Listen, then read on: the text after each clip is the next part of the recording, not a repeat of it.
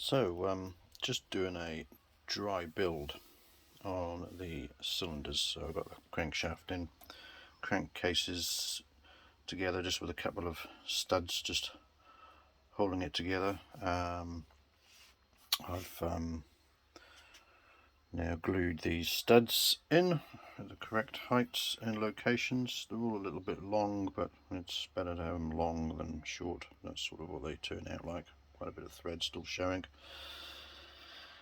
Now this is a good illustration of why I do dry builds before I paint and everything. So I've got the cylinders and got the power valve assemblies in the cylinders, and so this is the left hand cylinder, and I've just got the actuator on the end, and you can see it turning, and you can see it popping up and down on the cylinder wall.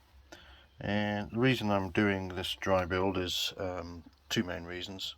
One is to make sure that the power valves rotate nice and smoothly.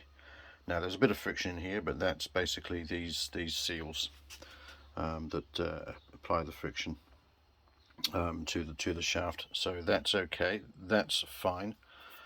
But this one is not. So the right hand cylinder is not. And it's a bit to do with this bush on the end. So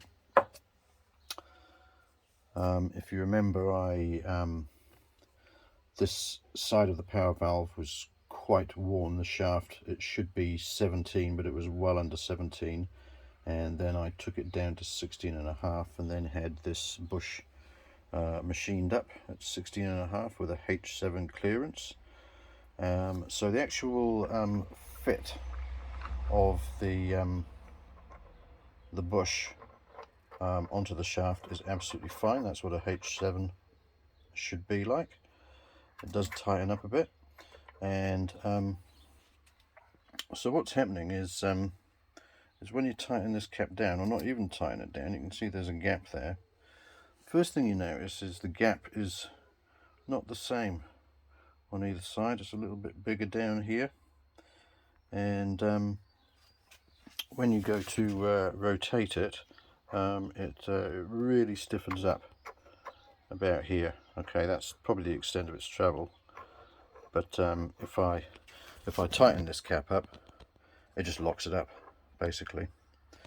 And so something strange is going on. It's not the clearance on this bush, but what I think is happening is if you look in here,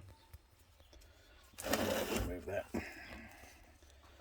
that surface there